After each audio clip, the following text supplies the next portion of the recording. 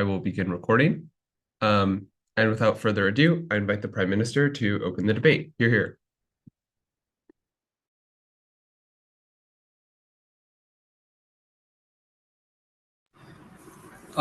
Can you hear me just fine?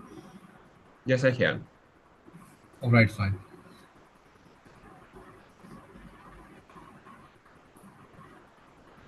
We think it's likelier that a gang member with a history of criminality and criminality is likely to commit this crime, as opposed to someone who just has a financial incentive. Very proud to propose. Two broad ways in which I'm going to deliver this speech. The first thing I'm going to do is talk about the incentives that the gang member has to actively commit this crime. Secondly, I'm going to talk about the disincentives that this software person has to not commit this crime and explain why it's likelier on merit. Couple of things then when we talk about the gang member, just as a matter of fact, right? The first thing is that we know for a matter of fact that this gang member has a criminal history, that has been a part of this gang for a sustained period of time, and we also know that these gangs have have developed here for a very sustained period of time. And also we know about the unique capacity that gang members are likely to have, and that coupled with the fact that the professionalism with which this person was killed is material here.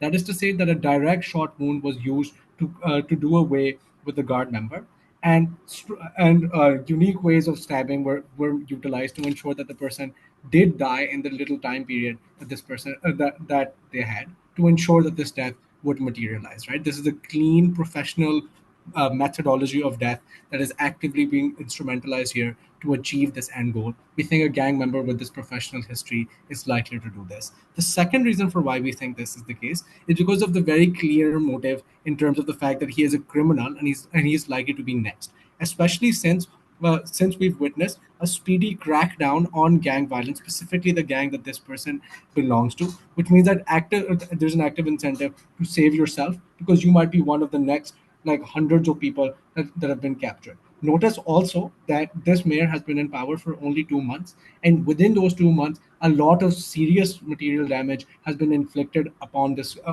criminal syndicate. That means there's an active existential threat that animates this gang member to act in the way that he does. Another thing to note within this is that, in terms of clear motive, is that the alibi that this person has is seriously weak. That is to say that only other gang members are willing to corroborate that he wasn't present at the scene of the crime. Literally nobody else has stepped forward to say anything, right? That that implicates him very strongly because obviously those other gang members have similar incentives insofar as criminality is concerned. Especially, and we also think that it's unlikely that anybody else could have been the alibi in this case, given that obviously they know that crackdown is actively happening and they do not want to trust anybody else either. So they didn't have any other mechanism of providing some innocent alibi. So the other side cannot say, oh, why would he make it so obvious? Because there's literally no other mechanism of alibis that he could have potentially used. Other capacity mechanisms as well. Fourthly, we say that presumably speaking, generally when it comes to like crackdown, these syndicates use other mechanisms of getting out of these things. So things like negotiations, plea bargains, etc., to dampen the harm. But we think that presumably because of the extent of which this harm has occurred to this criminal syndicate in the past 2 months, it's unlikely that all of those things would have worked. That is why direct effort was actively required. The other reason for why effort was actively required was uh, was because this place is plagued by these criminal syndicates, and they all have a collaborative incentive to end this travesty or this opposition to their criminal power and the consolidation of that. So presumably there's an impetus to push more and more gang members to presumably do this. So the likelihood numerically of a gang member doing this is greater as well. Furthermore, in terms of protections and benefits to this gang member, right? We think there's an active like reward that this gang member presumably stands to gain to do away with the mayor do away with the mayor that has so materially damaged the syndicate. Furthermore, we think that he also knows that he's likely protected as well. Why is this protection likely? Because once this gang takes the direct violent action of ending the life of a law enforcing agent who's actively prosecuting them. That sets the precedent that any other lawyer that takes this person's position, any other lawmaker or politician that takes this position of prosecution will be met with death, right? Which means that he's likely to receive like softer prosecution because he and some level of immunity even, given the fact that they've asserted themselves as so strongly oppositional to anybody who might stand against them, which is why there's an incentive on law enforcement to cater to them, and they're wary of this. Lastly, he's also very aware of the Sure. fact, remember, presumably, I'll take that point actually. Yeah, so what do you think the more likely response is when you have a crime that's like this attacking a politician? Don't you think there's going to be more crackdown when you get more political capital to have more stringent and repressive police policies? We think it's unlikely because only remember, this is a state that has had this problem endemic for a sustained period of time. Only the mayor has had the gall to go after these people, and once you do away with the only figure that actively tried to prosecute them, that sends a message to everyone that we will come for you if you come after us, and that is why he's likely to get immunity. So that's not relevant. Lastly, in terms of family protections, obviously these gangs, the way in which these gang syndicates work is that they don't have like legal mechanisms of like opting into welfare, for example, because they don't want to put themselves in the formal institutionalized system. So the only real way in which they take care of themselves is through the gang, right, which serves these people, especially those people who might get into jail, might get incarcerated. So he knows that that protection also exists for them. All of that in terms of capacity and incentive actively means that this gang member has this likely committed it. On the flip side, then, why do we think it's unlikely that the software dude did this? Couple of things. The first thing is that we don't even know if this person's a criminal to begin with. This mayor might be just this mayor might be like alleging these criminal charges based on some personal vendetta that they might potentially have against this person. It's not really corroborated at all, right? Secondly, we think that no contract had been pushed forward anyways. That is to say that there was room for some resolution. Also, this person, remember, owns $1 million company. Presumably, they have the capacity to lawyer up and actively fight prosecution. Presumably, in a world in which corrupt people get away with most things already, right? Thirdly, this it's way too sudden. That is to say that 2 days directly after the meeting happens, for a person to commit this, it's unlikely, given that they perhaps could have delayed it, done it a little bit later, especially if they lawyered up. For those reasons, because it's far likelier the gang member who has a history of criminality committed a crime, as opposed to a person who's innocent until proven guilty, give it to opening up. Here, here. I thank the Prime Minister for that fine speech and invite the Leader of Opposition. Can I check that you can hear and hopefully see me as well? Yes, I can do both of those. Okay. Perfect. Let me just hide self here. Okay.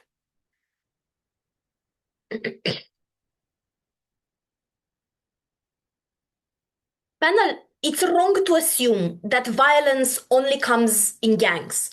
Violence, and particularly anger, comes from the poshiest and most fancy offices sometimes. It comes from people who believed that the world belongs to them and that certain privileges are owed to them by people in power.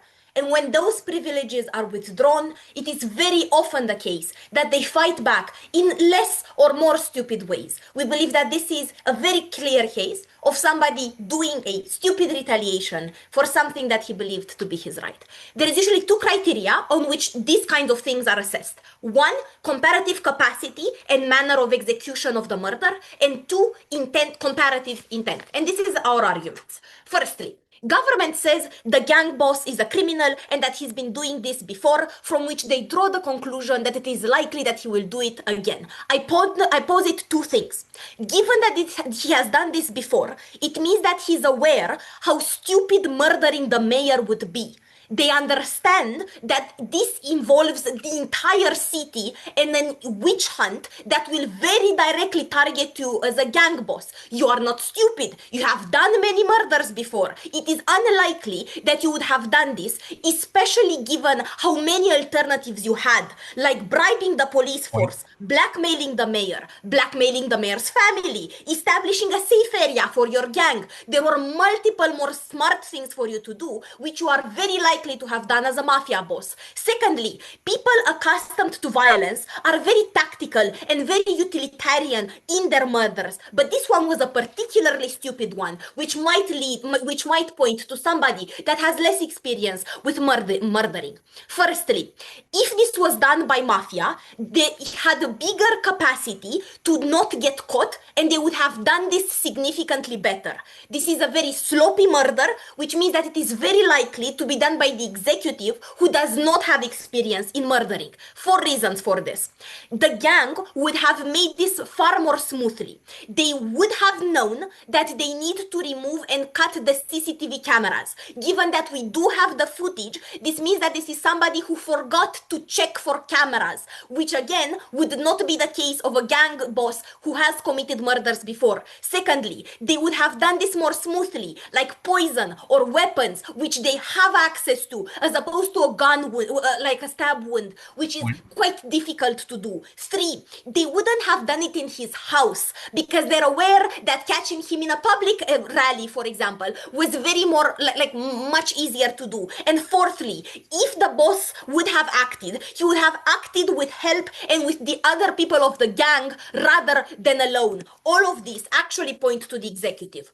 But why is it that the executive still had decent capacity to do it, but it obviously was stupid enough to be sloppy? Firstly, because the executive knew the house. They were friends. It is likely that he probably had been there. He knew the entrances. He knew how to orient himself around the house. He knew where the mayor spent his time. So it was easier for him to navigate the house. Secondly, you can procure guns too. As a rich person in a city that has a gang problem, clearly you can procure guns. 3, later, you don't really need much training to stab somebody. So very clearly, this is possible to have been done by the executive. He had full capacity, but he was also stupid, as per my previous point.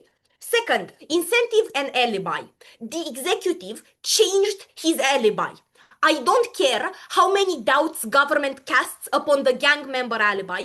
The executive fucking changed it. The reason is that either he's doubtful, he realized that saying, oh, I was asleep is a bit shaky, so he changed it. Either he got panicked because he's never done something like this and he's aware how flimsy his initial alibi was. I know what Gov says. You can't really testify the gang member's alibi either. 1, there was an external person. It wasn't only the other gang members who confirmed, it was also the chef of the restaurant, who is at least an external person outside of the sphere of the influence of the gang boss, who confirmed as well. Sure, Gov will say, oh, you can bribe him, but he's still an external person, whereas with the executive, we have nobody else to confirm this. Secondly, even if the gang members are loyal to the boss, it's really hard to get all of them to cooperate and to have full control over a restaurant of people, which means that if this was false, it is likely to have slipped through the cracks. And 3, the gang boss has not changed his alibi, which makes the alibi better than the alibi of the executive. Before I move on to intent, I am happy to take CG. Yeah, just clarification. So are you conceding that this is the CEO personally killing this person, or would you rather have a model of hiring an assassin and then No. The info slide says very clearly the executive did not hire anybody else. So yes, this is the executive. Look at the info slide. Intent. Grudge. The kind of harm that the executive got from the mayor is more personal and more direct to him than the one inflicted on the gang boss. Because it is very easy for the executive to say it is the mayor's direct fault that my company will be taken out of business. He can directly attribute the guilt to the mayor, as opposed to, yes, the mayor did restructure the police, but the gang boss realizes that restructuring a police is not only the mayor, but it's also his councillors, it's also the entire political sphere, it's also the people saying, yes, I agree to this. So he would be aware that removing the mayor would not really solve his problem, as opposed to the executive. If the mayor is gone, his problems are gone. Secondly, likelihood to get caught. As a rich person, you have a positivity bias that you will not get caught. court because you know you can cover up, you know you can hire a lot of good lawyers, you know you can bribe people, you know you can build alibi because you can pay, like do hush payments in order to get away. Thirdly, the stabbing, a little bit of trigger warning. Stabbing is a very personal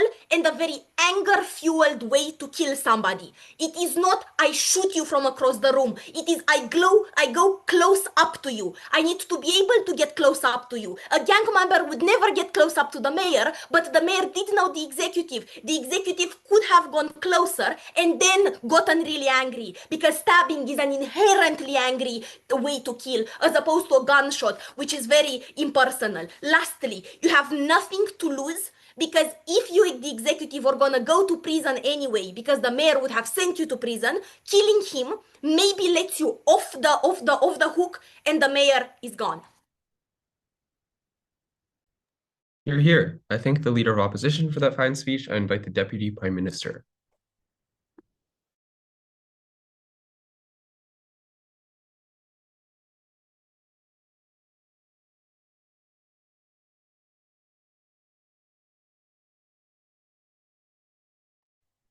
Hi, can I be heard clearly? Yes, I can hear you.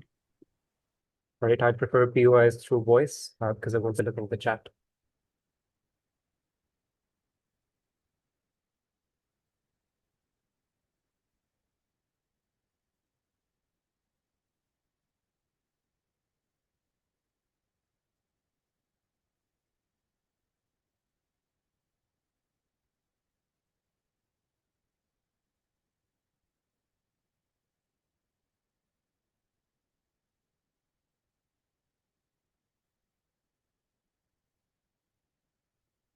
The framing that I want to establish in this round is very important, and it's very simple, that this is an act of premeditated murder. That thought was put into this act, which is to say that you had to get access to a dagger or a knife with which you committed the stabbing. You had to get access to a gun with which you shot the bodyguard. You had to time your act accordingly such that only the mayor and the bodyguard was present at the property at that exact point in time. So this is premeditated murder. This framing is very important. This framing is very important for this debate because if this is not a random act of anger or a crime of passion, then this is all the more reason to believe why the company executive probably did not do it. Because the company executive, like lots of regular, normal people who do not have a criminal and a violent past, are shit scared of not just blood, but also of the prospect of going to jail. Opening opposition says that this person probably has a positivity bias because all rich people are pricks and they do have positivity bias.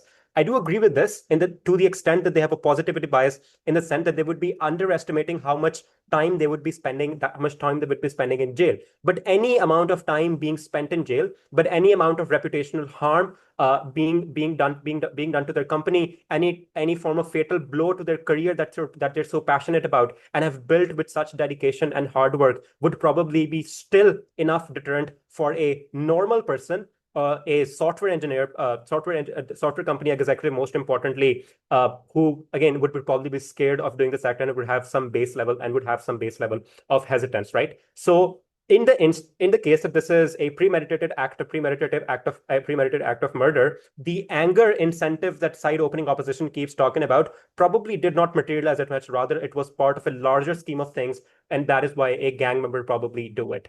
If this is again, sorry to repeat this so much, but if this is a premeditated act of murder, this means that rational calculation of your options and consequences went into this. We admit that both the suspects were angry at the mayor, but they must have weighed their options and consequences. And I'm going to talk about these options and consequences in the rest of the debate and deal with opening opposition's content simultaneously.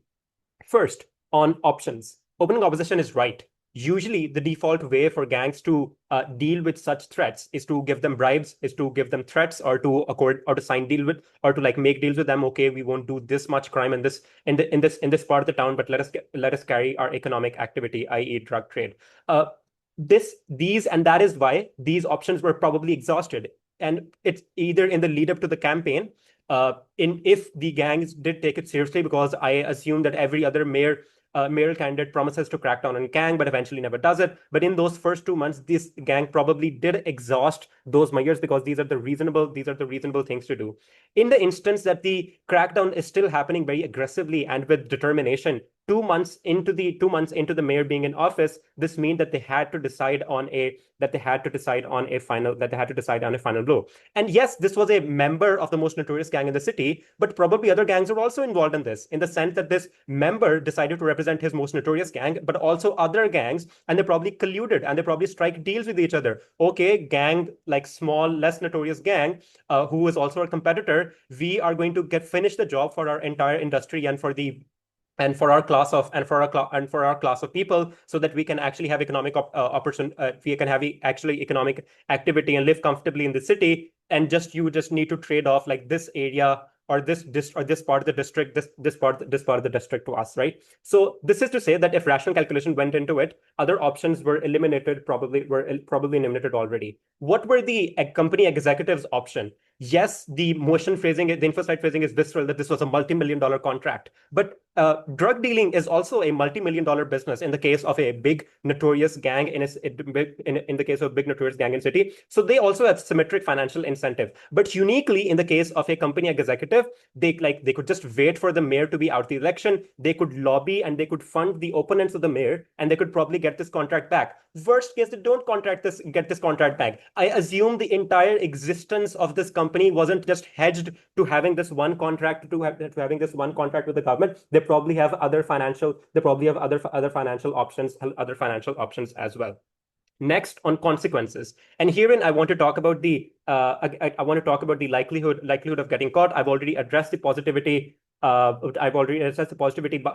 Responded to the positivity bias issue raised by opening opposition.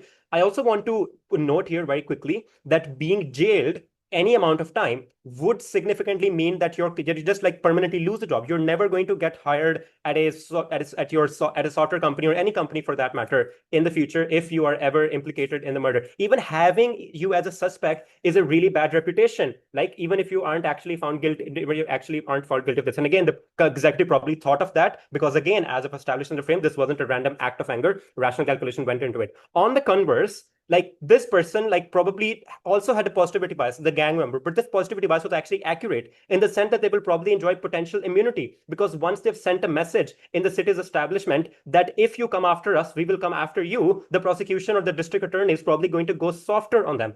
If closing opposition is clear, they can ask me right now. Opening up.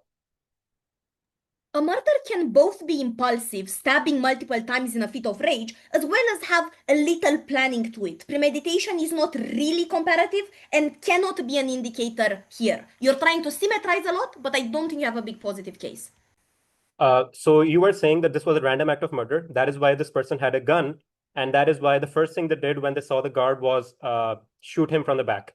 That does not sound like a random act of murder. That sounds, again, premeditated. And also you had a stabbing thing in your pocket or whatever. This person probably predicted potential immunity. This is important because even if which actually happens, this person probably also is intoxicated with power, as many gang members are, that our boss will protect them. That even if we go to jail, we'll get good deals because we have large gangs with large financial powers backing us. And even if we get sent to jail for 30, 40 years or even for life, they aren't scared of being punished because they know that they took the fall for the company, and that is why the gang will be there to take care of their family if they have one. Opening opposition's last point is this is a sloppy murder. No, this is a political murder. Stabbing is a visceral and a brutal act that you've done in order to send chills down the political establishment and down the law enforcement establishment of the city in order to deter them from never doing this again. In conclusion, again, this is probably a premeditated act of murder. The rational calculations of weighing your options and the consequences strongly suggest that a gang member is more likely to do it. Vote opening government. Hear, hear. Thanks to the DPM, I now invite the Deputy Leader of Opposition. I'm audible and visible, yeah? Yes, you're audible. Okay. Opening government hedges all of their bets on explaining exclusivity between premeditated and passionate crimes. But this is just untrue in many cases, right? If you want to go and kill your cheating husband, I'm sure you watched hundreds of crime shows. many of these crimes happen in a very premeditated and planned fashion. Because just because the crime is passionate does not mean there are reasons or incentives for you not to not to plan it, right? Because you want to make sure that you do the crime in the first place. What we said is not this is a random act of violence, but it is an act of passion that was premeditated, that was carried out in a way that was very clumsy, and you had the incentives to do so. The first thing I'll explain is as to why comparatively this is more likely to be done by a personal friend or a person who already has connections with the mayor in the first place in the way the crime actually materialized. The first thing I would want to note here is the bodyguard just died. He didn't even get a shot off. He didn't even call the police. He wasn't even able to do like an emergency message to anyone. The reason for this is very simple. He didn't perceive a threat when the person who did come and commit the crime actually came in. And the reason for that, it is most likely a personal friend who's already visited your home. You already know the person. They more likely made small talk with you when they went into your house. That is the reason why you dropped your guard down and you were killed in one shot. Like one man, even if you're the best gang member in the world, unable to snipe a bodyguard out of the blue without any pushback or any shots or crossfire happening, right? So the reason is you knew the person, that you dropped the guard. But the second thing is, even for a stabbing to happen, you need to get close to the person. You need to be okay with them being in your personal space and allowing them to close and maybe have a conversation. I want to paint a picture of how this most likely happened. Because of the timing of the crime, this most likely happened during when you were discussing with the mayor about what he was going to do with the tax case, or what he was going to do with how the criminal case was actually going to materialize. Maybe you called him and wanted to discuss, and he invited you over, and this is how it happened. And that is why you were in the house in the first place, and you went with the guy. In the case that he rejected you and didn't buy in, you might shoot him, you might kill him, you might try to do and prevent this from happening in the first place. And this is the most likely manifestation of it. And that is the reason why he was stabbed in the first place. Right? But the second part of this is the nature of it. And what we say is very clear. Stabbing someone is an act of passion. It is incredibly close. You get close to them. You stab them multiple times because you want to get the anger out. It is generally unclear as to why a random gang member who might not have been actively harmed, whose other gang members might be might be the people who've been taken away, who they themselves say is more rationalist, who want to go get their DNA on themselves. Maybe because when you go to stab someone, you more likely are likely to get your fingerprints there, your DNA there, your spit there, because you're incredibly close. Right? So rational actor that they're talking about, it is unclear as to why you would do it in a way where all those risks actually materialize. It is most likely a person who's never done a crime before, who is incredibly passionate, but had a gun and went in with the plan. The second thing I want to say and deal with is their argument about disincentive, like a de-incentive to do this, right? They say you don't want to lose your job, you don't want to lose your company, you have a reputation, you can't get a job in the first place, you preemptively don't want to do this in the first place. All of these don't apply now, because the timing is really important. It was 2 days before the criminal case happened. If you put the Pandora's box, you don't know what will happen. So you more likely do crazy things, right? And you feel like you lose your livelihood. You're going to be, your reputation is going to be damaged anyway. You want to do something about it. You want to do an action. It's crazy. It's like that is what you can get away from it. That is the reason why the timing is so important. Because they say, you couldn't have done the other alternatives because you most likely bribed them, you most likely kidnapped their family anyway. But it has been happening for 2 months now. If you wanted to do it, you would have killed him in the first month. You would have killed him in the first 3 days, then hundreds of your gang members were arrested. Why is the timing so important? In that case, why did you wait until hundreds of your members were arrested, hundreds of infrastructure, and hundreds of millions of your money taken away? Why did you not do something before? The reason is because you didn't do it. The timing is more relevant to, and this is very comparative as well, right? Like they need to explain as to why the timing is also in alignment with the incentives of the gang. Not right now. And can you just put it in the chat? I'll take you. Comparatively, the timing much more aligns with the incentives of the executive because he knew the clock was ticking. He knew if he didn't do something now, he would go to jail and he had no other option. And I think the second thing I would want to note here is they say, but there was no evidence, there was no certainty that he was going to go to jail. But that doesn't matter. Fear is incredibly pervasive because it doesn't matter if there is certainty. You feel like you're going to go to jail. You feel like you have no option, and that is why you're pushed in to actually going and doing this crime, and that is why you're likely to have done it in the first place, right? And the final thing I want to note here in the specific part about incentive is I think it is unclear as to why those other things aren't being done right now by the gang members, right? Because I don't know why those things aren't being doing now, like the other alternatives, and why they're only pushed to go and do this. Because the reason is very simple. The response to this by the police force is much more visceral. The response they have to this is to say, but now you scared the politicians off, you scared them off. No, you made them a martyr. You gave them more political capital to be more repressive. You can justify now having more police spending, more police cars, more police and boots on the ground by saying even the mayor is not safe. To make this city safe now, you have to go and carry out all these policies, like actually uproot the structural structure and make sure that the police and law enforcement actually carry it out in a much more repressive and much more like stringent way. That is the more likely response. And the gang knows this, and the gang members know this as well. As a result, you're very less likely to take that risk. You're trying to do the other alternatives we're going to talk about. Before I go on, I'll take CG. Yeah, this person had 12 minutes from 12:02 to 12:14 to do the crime. How much time does that leave for them to butter up the bodyguard to shoot them and then kill the mayor? You don't need to butter up anyone. They know you. You can go in, be like, "Hi, mate. I'm here to see my friend. They're talking about the case that is relevant to me. You've met me before. You know me." You go in. Maybe you decide it's not going to work out. You go out, shoot him, come back, stab the guy, leave. Like, I don't know. I don't know why this is like a massive capacity thing. Like, we have the capacity to do the crime. All we're saying is we did it badly. And that's the final thing I want to weigh here with regards to why you would have done it in a much more better way. They have no response to all our claims about why you have the capacity to do it in a much more much more like in a way that you don't get caught, right? Because gangs have done murders before. When they do murders, they most likely disappear the body. They remove the CCTV. They clean up the area. They take away the murder weapon. They take away all the other things and any other evidence that they would have been there because they have the experience to do that, and they probably have the capacity to do it as well, right? Gang members have technicians. They have people who can hack into CCTV. They have multiple people as well. Why did you only send one person who might have gotten shot, who might not have actually succeeded? Send like a fucking shooting gang, right? You send like a co-ops like group. There are like multiple people with bigger guns who can like at worst case do the killing and get out without like having the risk of getting shot back, right? All of these capacity claims also mean if they're correct and the gang had an incentive to do so, they would have done it in a much better way. They use zero evidence, zero CCTV, etc. So comparatively, on the day the crime happened as well, we're winning by explaining why it is most likely the computer executive. Here, here. I thank the DLO for their fine speech, and I invite the member of government.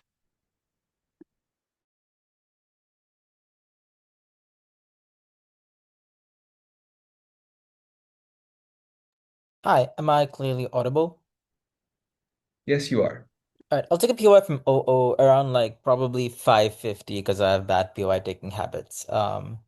Probably like shoot it in the chat.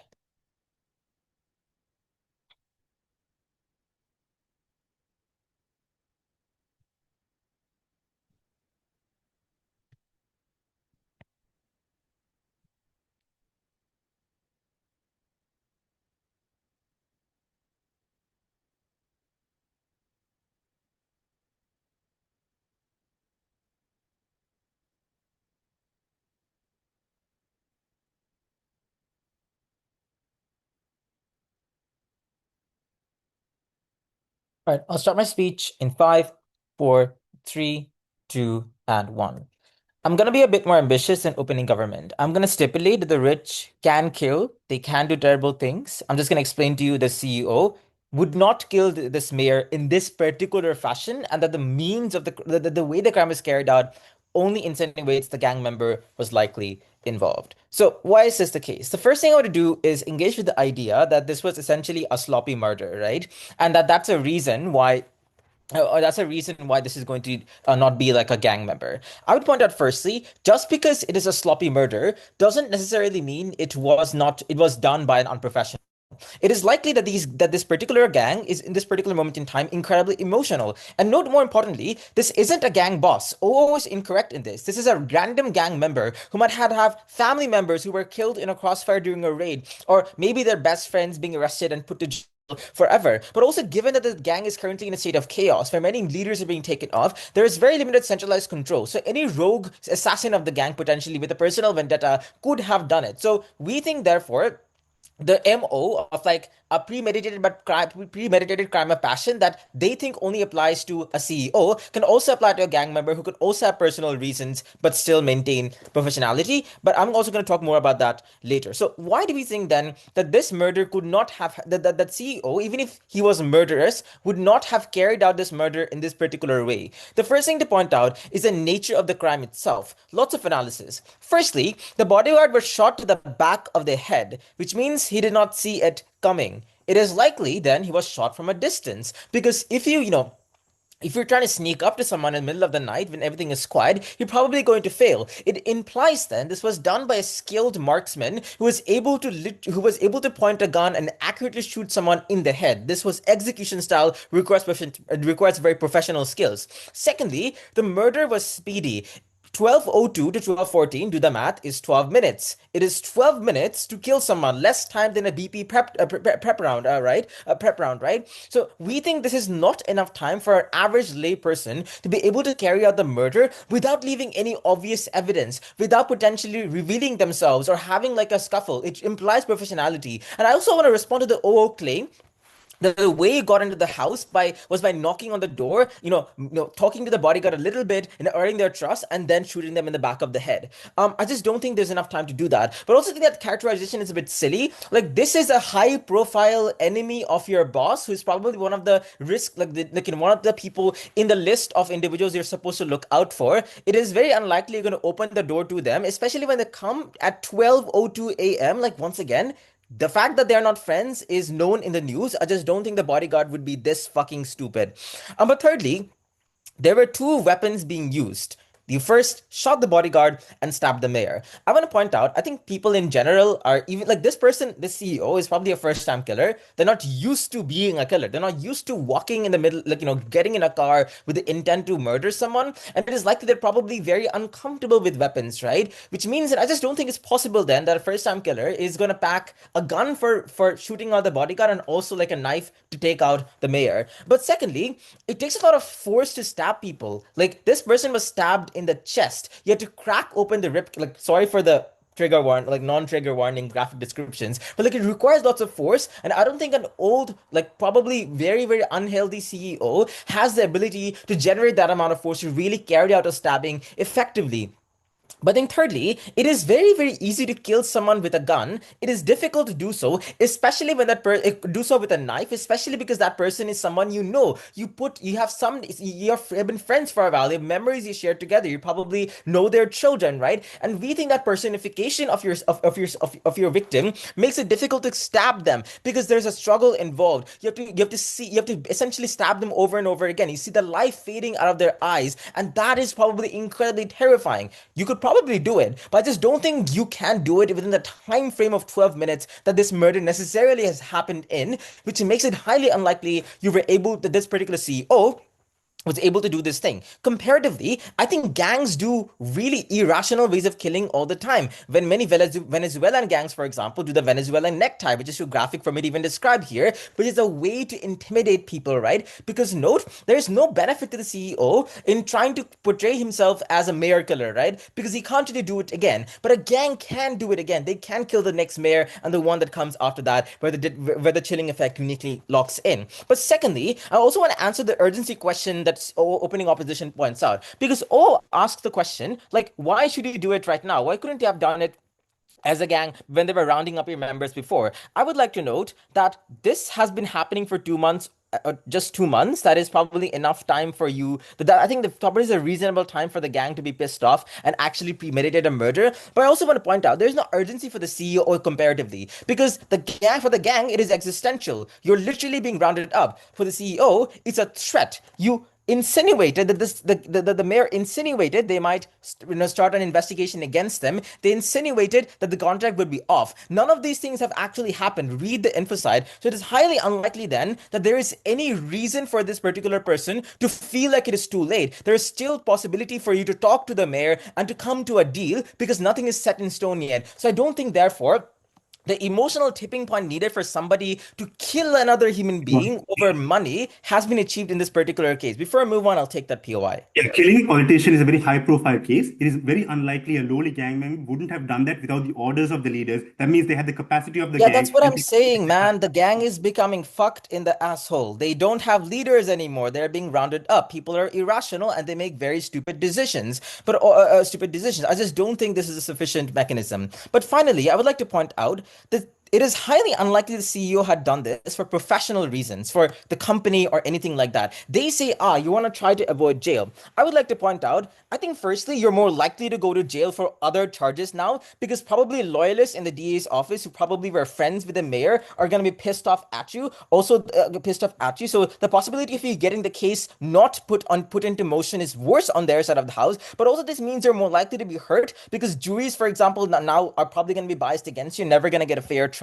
But also more importantly, your reputation, you as a CEO, your biggest selling point is your image, your reputation. If you're now associated with a mayor murder, that is probably really, really bad news for you. But I also want to point out, this is incentive for the gang to do this activity, this crime right now, above all other times. Because it's a very high profile in a fight that's happening in the news, the gang can use the CEO as a smokescreen to point out an alternative suspect to be able to better cover up their crimes. So for all these reasons, I think it's abundantly clear the gang did it. Here, here. I thank the member of government for that fine speech, and I invite the member of opposition. I thank the MO for that fine speech, and I invite the government whip.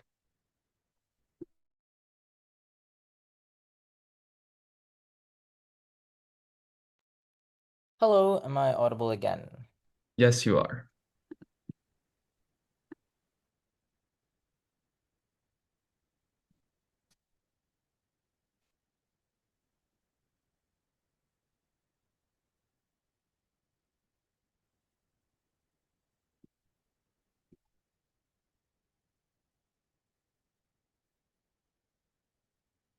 Okay, starting my speech in 3, 2, and 1. I'll first deal with closing opposition, then I'll respond to opening opposition, and then quickly weigh our case against OG, and also implicit weighing against all the teams. So first on CEO. So I think the CEO's broad case is that this was a very irrational man, and therefore, through his irrationality, he ended up killing this person in a fit of rage, right? I think firstly, many of the details of this crime show premeditation.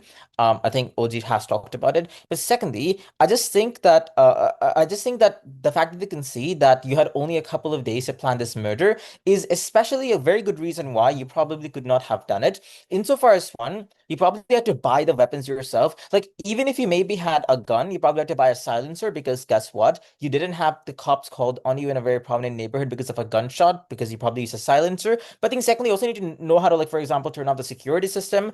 So I just don't think like these are things you're able to learn in a couple of days. These are things you need to canvas over a long period of time and then figure out. But I think that more absurd claim they have is that the men watch like pop culture and that they wanted to like take over the city of like Redwater. But I just think that's a very silly argument. I think like when you're considering actual murder, you're more likely to break beyond like certain cognitive like fantasies you have about like taking over the city and shit like that. You're probably more rational. But I think the best argument they have is that you and the mayor went a long way back, so this is a very bad betrayal. You're probably very, very angry. I think firstly, a lot of the details they talk about is speculative. Like maybe the mid-sized company was, starting out when the mayor and they were buddies, or maybe it's just the company has always been kind of shit and they've always been mid-sized and that's the market valuation they want to have. But also like I just don't think why the CEO like cares so much. Like he's a CEO, he isn't the founder of the company. He can just work as a CEO for a different company. And also more importantly, no harm has been done yet. These are all threats. It is oftentimes in like politics, you make certain threats to negotiate and to come to deals with stuff, right? Like I just don't see why this is like for example like Trump trying to like attack Ivy League colleges like allowed Ivy League colleges to actually like, negotiate and stuff like that before the harm can happen. So I just really don't see why this argument makes any sense. I don't Yeah, think they right. kill over a broken business contract. On to opening opposition. Before I talk about them, is it a POI by you guys? Yeah. So the threat of contract like being removed and the threat of the court case, and this is the reason why the timing of the case is so important for the person doing the crime, because this is the way you can postpone that criminal case against you and actually drive attention away from anything that's going to happen to you. That is comparative to us. Dude, you want to not go to jail, so you do a different crime that could put you in jail. That just makes no sense to me. Like, I just don't see why this is like it is either a very irrational choice, in which case it is highly unlikely you could have done it in such a short period of time, or it's a very premeditated, irrational choice, in which case it makes no fucking sense for you to incriminate yourself in a much more worse accusation than what you had before. So More on opening opposition now.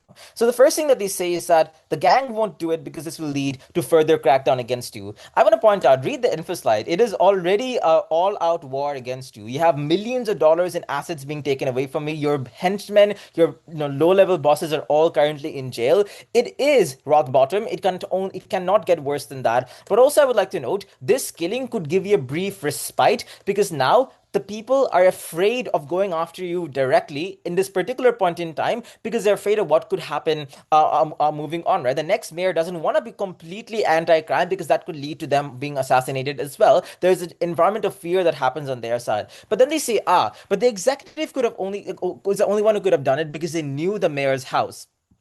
Two things. Firstly, this person is the mayor, so it's very easy to know where they live. You can just stalk them. They're pretty high profile. Secondly, this is actually ammunition for our case. So because even if you went to their house, you probably don't have specialized knowledge about the security systems. A gang member who has stalked this house for 2 months, ever since the vendetta against them has started, probably knows where the alarms are and how to disable them. The CEO, which they concede acted alone, probably cannot know all of these things. But then they say, but the alibi, right? The gang members had a consistent alibi. The CEO did not.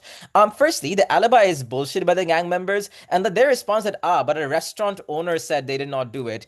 Gang members usually eat at restaurants that they're buddies with. Also, you don't just bribe them. You threaten to kill their family if they tattletale against you. So this is a shitty alibi. But also, people fuck up all the time when they're accused of murder. Especially for it's really stressful. If every single false confession by a teenager because they were stressed out was valid evidence, we would have a lot of juvenile delinquents right now. I'll not take that. I take that, right? But take that.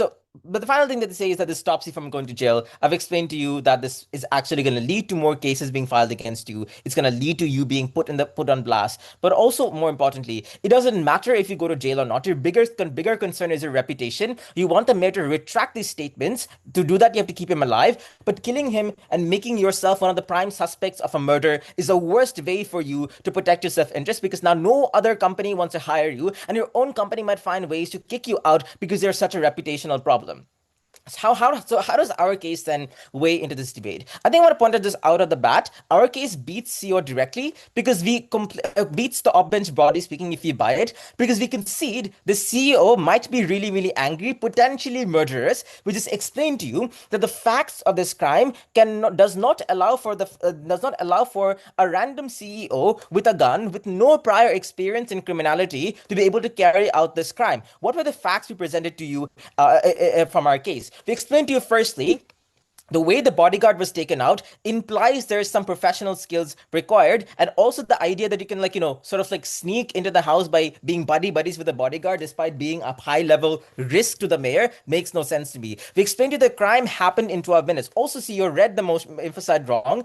The criminal arrived at 12:02 and left at 12:14. They had 12 minutes. The person bled out in 15 minutes. That's completely different. But the bottom line is that 12 minutes for killing two people and getting away before the cops were called on you, doing it without any obvious implications, is really, really professional, clean. An average person can't do it. We explained to you that you not only you use two different ways of killing a person. An average amateur killer would probably not be comfortable enough with weapons and that confident in not getting caught. Because also I want to point out, when you're killing someone with a knife, you're struggling with them more, which makes it more likely you're going to get caught. So if you have a gun, you're probably anyone to take out the person. You're probably going to use the gun only in both instances, but also urgency, right? And here's where we answer the critical question that OG never answers. Why should we do it right now? We think the gang wants to do it right now because they can use the CEO critically as a scapegoat, because now there is an alternative suspect available, which means then, even if you take off-bench at their best, even if you do want to kill your friend, in this case, you are not the murderer. The only possible alternative is the gang. Here. I thank the government whip, and I invite the opposition whip to close out the debate.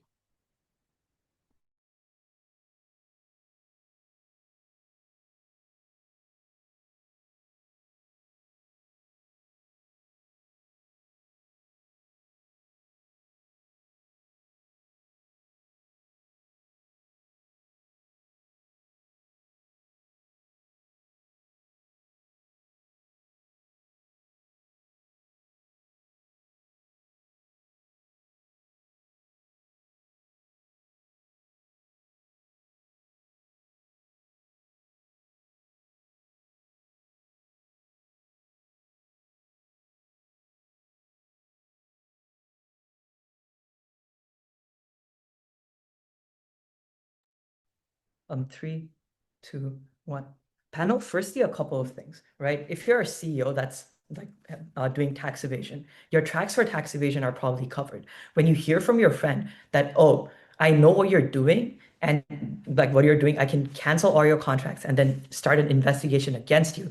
It's firstly very unexpected. You never thought that this would actually happen because you've been getting away with this for so long. Secondly, now you're like the only person in the world that knows your secrets and has an active threat against you is your friend and is the mayor of the city, right? This changes the dynamic a lot from whatever side like government wants to tell us, right? Firstly, when it's something this unexpected and there's only one person in the world that's a threat to you and no one else because you have been getting away with this for so long, you didn't have a threat before, right? It changes the dynamics a bit because now you have actual control over your situation and to not let the company die and not ruin all your profits that you've been making, right? The fact that there's a multi-million-dollar government contract and the relationship between the CEO and the mayor only got fraught after the mayor took office shows a lot of changes in their relationship dynamic because the CEO probably discovered that the contract was being misused or the contract was doing harm to the people of the of like Redwater, Gotham, whatever the fuck that city is.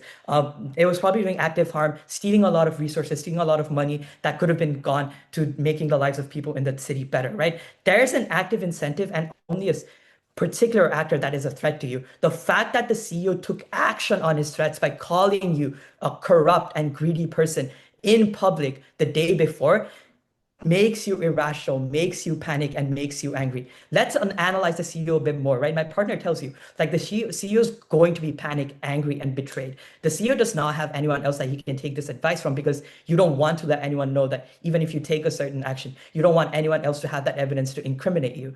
The CEO is probably all alone, thinking about it to himself, thinking about it over and over again, saying, oh shit, I'm gonna get cooked, I'm gonna go to jail, right? I'm going to get cooked for tax evasion and a lot of other things that probably that company has done. And so the only thing that you see in your head, because you just saw like my friend called me greedy and corrupt. So there's not a lot of time before he actually starts that criminal investigation, tells the prosecutor to come after you.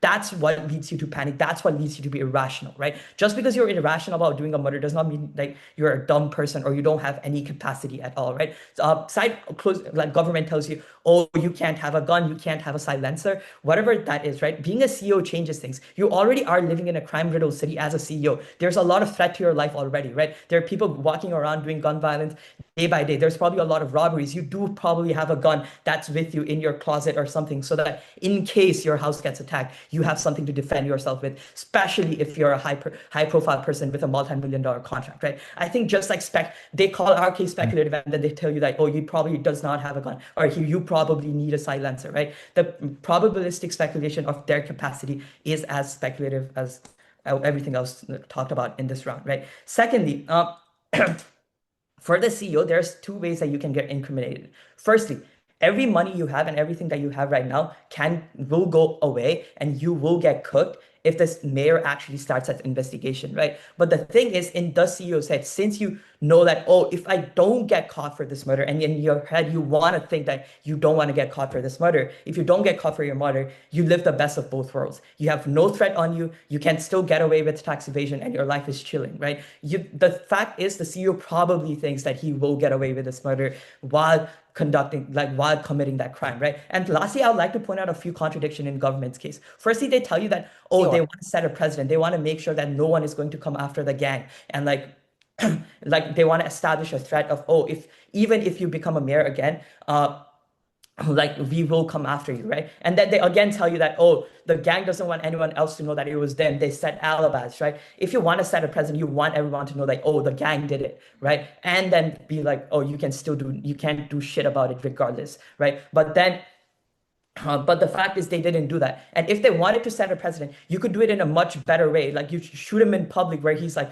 walking around, right? Shoot him while he's giving a speech. That sets a much larger precedent rather than killing someone and by stabbing them in their home. Lastly, scouting the house that site closing government mentions. And I think this is very irrelevant because like, yeah, sure, the gang member scouted the house for 2 months, but the CEO probably has been to the friend's house before, right? He probably knows how the security systems work, where the alarms are, what triggers it, what doesn't, right? Since they were friends before, and the fact that their friendship only got fraught after the mayor became the mayor, as is right now. So why does closing opposition win the debate? Firstly, we give you the fact that the CEO of the CEO of the tech company is more likely to be a crime because he's situated in Redwater, because the mayor thought that mayor thought about canceling the government contract and publicly stated that he is greedy and corrupt, means that the CEO is first probably a criminal and does not see any other way out, and that thinks that he's probably going to go to jail. Secondly, what we then tell you is we link it all to the fact that now the CEO, this is a tipping point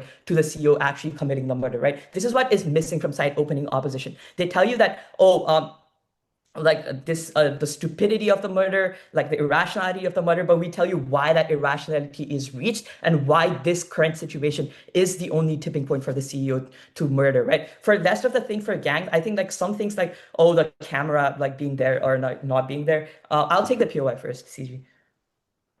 In a place with very Only by weak your law enforcement. characterization that if you buy your characterization that the CEO was highly, highly emotional and angry and betrayed, can you explain to you how someone who's that emotional is able to figure out the security system, kill a professionally trained bodyguard, and escape in 12 minutes? Okay. Yeah, I'll get back to that in a bit, right? But firstly, this tipping point is why raises of our and like actually wins us this debate, because for the gang members to do this, firstly they tell you that, oh, the alibis isn't that strong. If you're a gang member going to a fucking restaurant, you're probably going there not to just eat and chat and laugh with your friends. You're going there to probably do like drug deals, whatever the fuck you want to do planned, right? So it's probably very basic that you turn off this security camera regardless. Secondly, just pointing that out, and now addressing the POI, right? The fact is, this is not a hard thing to do. You're in a crime, like you're in a criminal city, you have a gun. To shoot someone in the head is probably the most stretch, but everything else aligns and points at the CEO. The fact that we are just saying that it's unlikely that the CEO murdered based on the fact that we're assuming that the CEO can shoot someone in the head is very rudimentary and loses them the entire case, because you're basing it off of the fact that one speculation is right, whereas everything else aligns for us inside closing opposition. For that vote opposition here. I thank the opposition whip for that fine speech and everybody for a great debate. I'll invite you to step out of the room and then we'll call you back once we're ready with a decision.